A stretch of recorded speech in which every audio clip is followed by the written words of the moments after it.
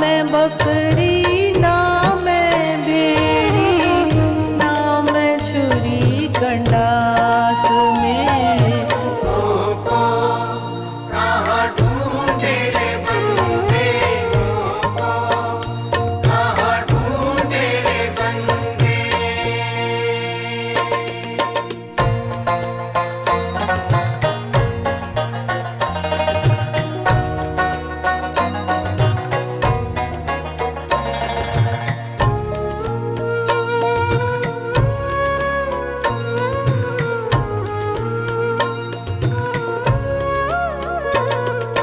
नहीं खाल में नहीं पूंछ में, ना हड्डी ना मांस में। नहीं खाल में नहीं पूंछ में, ना हड्डी ना मांस में। ना मैं देवल ना मैं मस्जिद, ना मैं देवल ना मैं मस्जिद, ना काबे कैलाश में। मोको कहाँ ढूंढे रे बंदे, मोको कहाँ ढूंढे रे बंदे। मैं तो तेरे पास हूँ। मोको कहाँ ढूंढे रे बंदे, मोको कहाँ ढूंढे रे बंदे।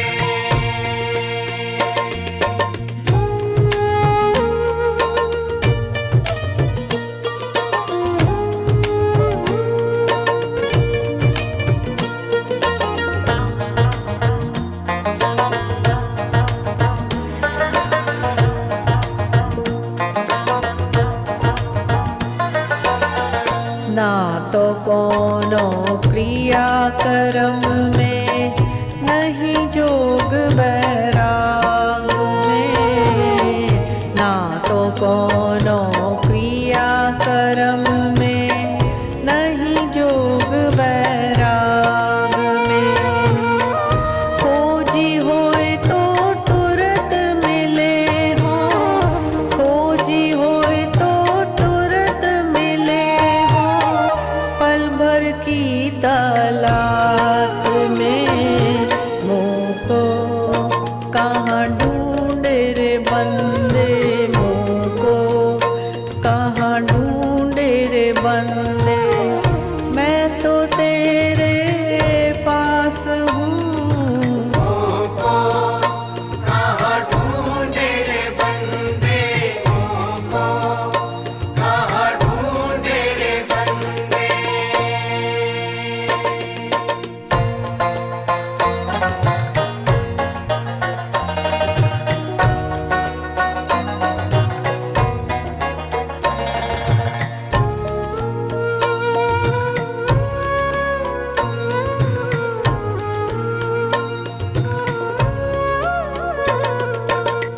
मैं तो रहूं शहर के बाहर, मेरी पूरी मवास में। मैं तो रहूं शहर के बाहर, मेरी पूरी मवास में। कहे कबीर सुनो भई साधो, कहे कबीर सुनो भई साधो। सब सांसों की सांस में। मोको कहाँ ढूंढे रे बंदे, मोको कहाँ ढूंढे रे बंदे। मैं तो तेरे पास हूँ। मोको कहाँ ढूंढे रे बंदे, मोको कहाँ।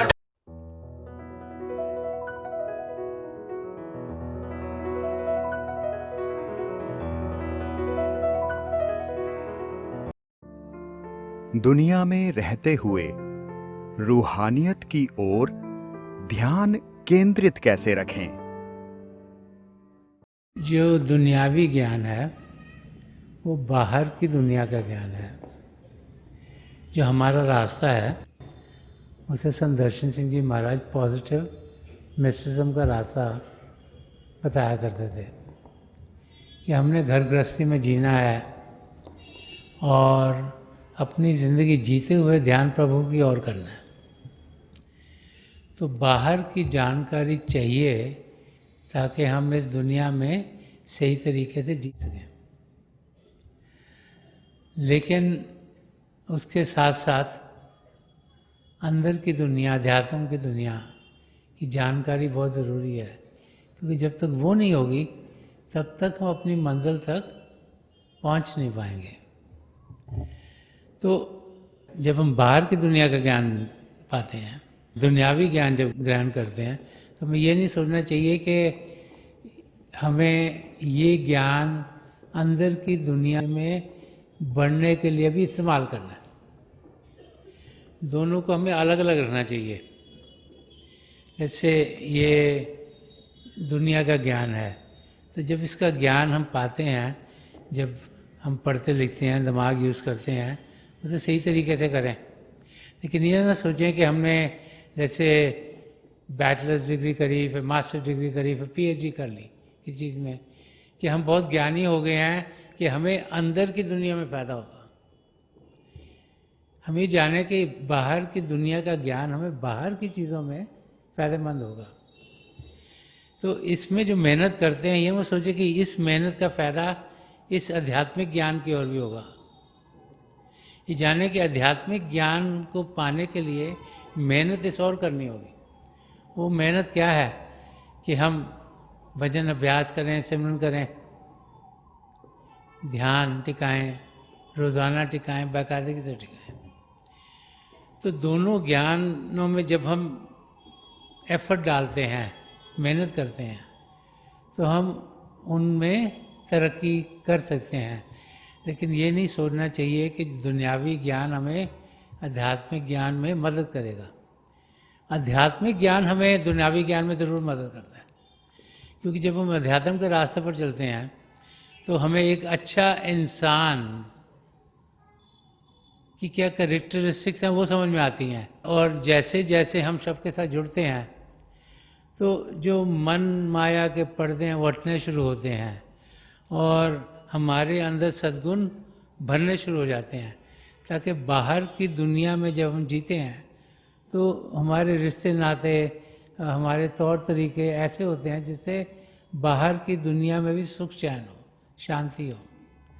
तो अंदर की दुनिया का ज्ञान बाहर की दुनिया में मददगार होता है, लेकिन बाहर की दुनिया का ज्ञान अंदर की दुनिया में हमें कोई मदद नहीं कर पाता।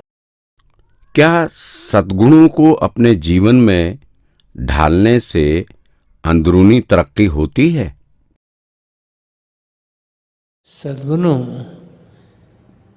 का हमारी ज़िंदगी में ढालना एक पहला कदम है रूहानियत की मंजिल की ओर बढ़ने के लिए।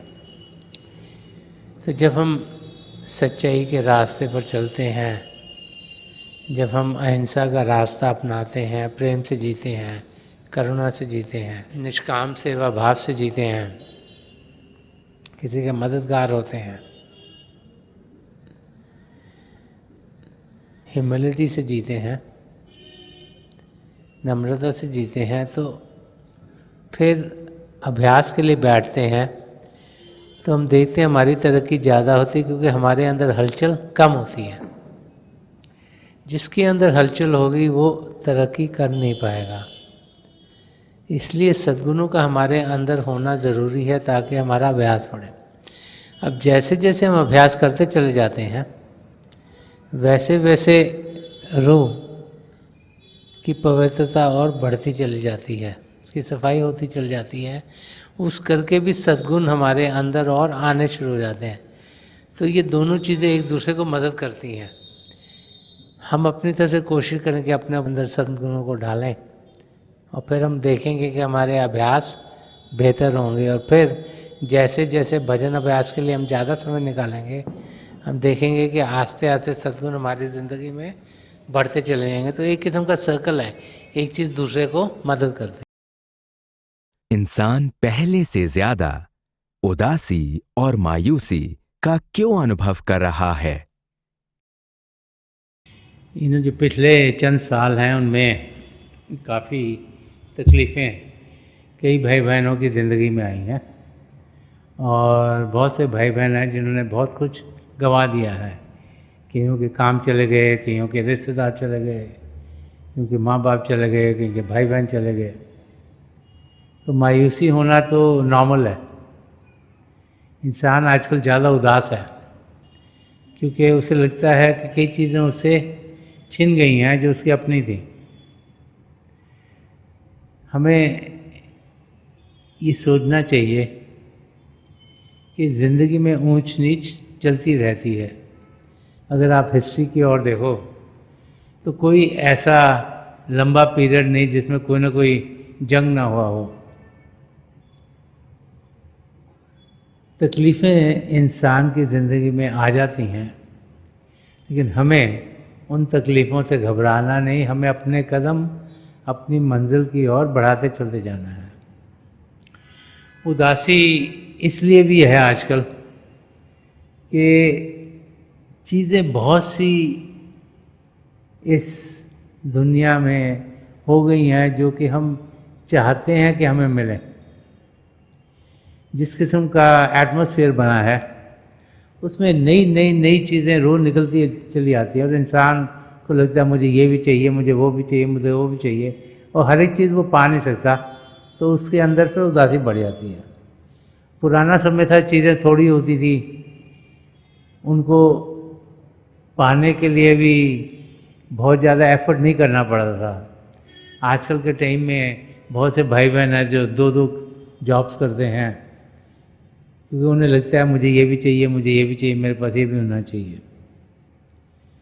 तो संत कृपाल सिंह जी महाराज बार बार फरमाया करते कि लाइफ को हम सरल करें, सिंपल करें। ये हम हैं जिन्होंने अपनी ज़िंदगी ऐसे बना दी है कि हम लगता है कि इन चीज़ों के बगैर हमारा गुजारा नहीं होगा, और जब वो चीज़ें मिलती नहीं या हमसे छिन जाती हैं तो फिर उदासी इंसान की ज़िंदगी में आ जाती है। तीसरी चीज़ जो हमें सोचनी चाहिए वो ये है कि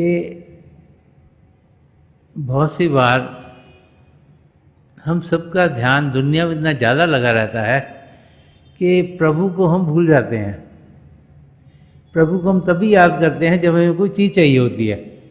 अगर बच्चों का एग्ज़ाम है तब प्रभु को याद करेंगे, अगर घर में किसी का बच्चा नहीं हो रहा वो प्रभु को याद करेगा, अगर घर में कोई बच्चे उनकी शादी नहीं हो रही तो माँ बाप प्रभु को याद करेंगे, अगर बिज़नेस ठीक नहीं चल रहा तो हम प्रभु को याद करते हैं। हम सोचते हैं कि प्रभु के साथ हम बिज़नेस करें, उनको याद तभी करें जब हमें उनकी ज़रूरत है, और जब चीज़ें हमारे लिए ठीक चल रही होती हैं तो हमारा ध्यान प्रभु की ओर नहीं होता, चीज़ों की ओर होता है। तो जब जब इंसान को ख्याल आता है कि मुझे प्रभु की नज़दीकी चाहिए तो फिर शुरू में उसके अंदर उदासी आ जाती है। वो चाहता है कि उसे पिता परमेश्वर मिलें, समझ में आ नहीं रहा कि कहाँ जाके ढूंढे उन्हें। इस करके कई बारी इंसान की ज़िंदगी में उदासी आ जाती है। तो हमें देखना है कि जिस भी माहौल में हम जी रहे हैं हम उस उदासी से दूर कैसे हों, और दूर तब होंगे जब पहले तो प्रभु की नज़दीकी मिलेगी, और जब वो मिलेगी तो ज़िंदगी खुद ब खुद हमारी खूबसूरत होनी शुरू हो जाएगी। अपने परिवारजनों और प्रियजनों को रूहानियत के महत्व से कैसे अवगत कराएं? सबसे अच्छा तरीका किसी को भी प्रेरित करने का खुद का एग्जाम्पल होता है। घर में जब आपके बच्चे हों तो आप उनको कहो कि तुम ये मत करो, तुम वो मत करो। जैसे बहुत से लोग जो सिगरेट पीते हैं बच्चों को कहते हैं तुम सिगरेट मत पिया करो, इवन जब बच्चे बड़े हो जाते हैं। लेकिन वो खुद अगर सिगरेट बाथरूम में जाके पीते हैं तो बच्चों को सब समझ में आ जाता है क्या हो रहा है। तो हम खुद अगर अच्छा इंसान बनेंगे तो जो हमारे परिवार के लोग हैं, चाहे वो नॉन सत्संगी हों, उन पर भी हमारे बिहेवियर का, हमारे कैरेक्टर का अच्छा असर पड़ेगा। तो किसी को अगर प्रेरित करना है तो हमको खुद एक अच्छा इंसान बनना है। अगर हम खुद बाकायदे से भजन अभ्यास करते हैं तो हम देखेंगे कि जो हमारे तौर तरीके हैं वो ऐसे होंगे जिसमें कि सुख, चैन और शांति हमसे औरों तक पहुँचे। और जब ऐसे होता है तो जो हमारे परिवार में रहते हैं उनको भी समझ में आना शुरू हो जाता है कि इस इंसान में कुछ अच्छी चीज़ है। जब किसी को लगता है कि कुछ चीज़ अच्छी है तभी वो पाने की कोशिश करता है। तो अगर उनको हर समय बोले नहीं तुम सत्संग में जाओ, तुम सत्संग में जाओ, तुम सत्संग में जाओ, और हमारी ज़िंदगी ऐसी हो जब हम लड़ाई झगड़ा करते रहें और गुस्सा दिखाते रहें और हर एक की गलतियाँ निकालते रहें, तो फिर उनको भी लगता है कि इस सत्संग में जाके इन्होंने पाया क्या है, हम क्या इनसे पाएंगे। लेकिन जब हमारी ज़िंदगी शांति से भरपूर होगी, जब हम प्रेम से जिएंगे, जब हम औरों के मददगार होंगे, तो जिनसे भी हमारे रिश्ते नाते हैं उनको ये समझ में आ जाता है कि ये इंसान सिर्फ अपने लिए नहीं, हम सबकी बेहतरी के लिए जी रहा है। और जब ऐसी समझ किसी को आती है तो फिर तब वो सोचते हैं कि ये ज्ञान इसने पाया कहाँ से, तो फिर वो खुद ब खुद वहाँ जाना चाहेंगे जहाँ पर आप खुद जाते हैं। तो किसी को सत्संग में आने के लिए फोर्स नहीं करना चाहिए, लेकिन अपने आप को एक सच्चा इंसान, एक अच्छा इंसान बनाना चाहिए। जो सत्संगों में हम सुनते हैं कि हम सच्चाई की ज़िंदगी जिएं, हम प्रेम से जिएं, निष्काम सेवा भाव से जिएं, नम्रता से जिएं, करुणा से जिएं, अहिंसा का रास्ता अपनाएं, तो ऐसी ज़िंदगी जब हम जीते हैं तो उसका असर औरों पर बहुत ज़्यादा होता है। फिर वो भी चाहते हैं कि उनकी ज़िंदगी भी हलचल से दूर हो। कोई इंसान नहीं चाहता उसकी ज़िंदगी में हलचल हो, तकलीफ़ें हो। हर एक इंसान चाहता है वो सुख चैन से जिए। तो जब उनको दिखता है कि फैमिली में कोई है जो शांति से जी रहा है, जो हर वक्त गुस्से में नहीं रहता, जिसको जल्दी नहीं पड़ी हुई, जो आराम से बातचीत करता है, तो फिर उसका असर औरों पर भी अच्छा पड़ता है। वर्तमान क्षण में जीने का क्या अर्थ है? वर्तमान क्षण, living in the current moment, उसका अर्थ या मतलब ये है कि हम हर एक क्षण को सही तरीके से इस्तेमाल करें। टाइम किसी के लिए रुकता नहीं, चलता रहता है। घड़ी को भी देखो तो टिक टिक टिक टिक करके चल रही है, वो समय गुजर रहा है। अगर उस समय का हमने फ़ायदा नहीं उठाया तो वो क्षण प्यास में चला जाता है कि गुजर गया, उसको हम वापस बुला नहीं सकते। तो महापुरुष समझाते हैं कि जो क्षण चला गया अगर उसका हम फिक्र करेंगे तो उसका कोई फ़ायदा नहीं, तो निकल गया, वापस आ ही नहीं सकता। जो क्षण आना है उसके लिए हम प्लान कर सकते हैं, लेकिन प्लान कब करेंगे? इसी क्षण में। अगर इस क्षण में भी नहीं प्लान किया तो ये भी गुजर गया। तो इस क्षण का हमने पूरा फ़ायदा उठाना, तो कैसे उठाएंगे? कि इस क्षण को हम उस ओर लगाएं जिससे हमें प्रभु की नज़दीकी मिले। संत कृपाल सिंह जी महाराज फरमाते थे कि जो भी हम कर रहे हैं, जो हमें प्रभु की नज़दीकी दिलवाता है वो अच्छा है, और जो कुछ हमारी ज़िंदगी में प्रभु से हमें दूर लेके जाता है वो खराब है।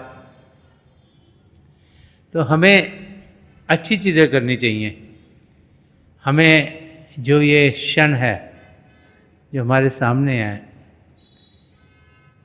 इसको उस तरीके से गुजारना है ताकि ज़िंदगी का जो मकसद है, जो अपने आप को जानना है और पिता परमेश्वर को पाना है, वो पूरा हो जाए। तो इस क्षण में हम क्या क्या कर सकते हैं? सबसे पहले तो इस क्षण में हम सत्संग में जा सकते हैं। जिस सत्संग में जाएंगे वहाँ सच्चाई सुनने को मिलेगी, महापुरुषों के वचन सुनेंगे, तो हमारे अंदर प्रभु को पाने की इच्छा जागृत होगी। वो समझाएंगे कि हम भजन अभ्यास करें, तो इस क्षण में हम सिमरन कर सकते हैं, मन को शांत कर सकते हैं, भजन अभ्यास कर सकते हैं, अंदर की दुनिया में बढ़ सकते हैं। बार बार महापुरुष ये भी समझा गए हैं कि जो सेवा का फल है वो बहुत मीठा होता है। तो इस क्षण में जब हम सेवा करते हैं, जब किसी के मददगार होते हैं, इस करके नहीं कि वो हमारी मदद करेंगे जब हमें मदद चाहिए, लेकिन इस करके कि हम चाहते हैं कि उनकी ज़िंदगी में कुछ अच्छा ही आए, जो कोई तकलीफ़ है वो दूर हो उनकी। तो किसी की मदद करना निष्काम सेवा भाव से, वो क्षण का सही फ़ायदा उठाना है। तो इस क्षण में जीने का मतलब है कि वो कार्य किए जाएं जो हमें प्रभु की नज़दीकी देंगे। जब ऐसी ज़िंदगी जिएंगे तो हम देखेंगे कि हम अपने मकसद को बड़ी आसानी से पा लेंगे। तो थोड़ी देर के लिए आप सब अभ्यास के लिए बैठ जाइएगा। आप जहाँ भी बैठे हैं आराम से बैठिएगा, अपनी आंखें बंद कर लीजिएगा। ये जो आंखों के डेले आई बॉल्स हैं सीधे सामने होने चाहिए। आंखें बंद करते ही वो भाई बहन जिन्हें नाम की देन मिली है आप सिमरन कीजिएगा, और जो भाई बहन यहाँ नए हैं आप पिता परमेश्वर के किसी भी जाति नाम का जाप कीजिएगा।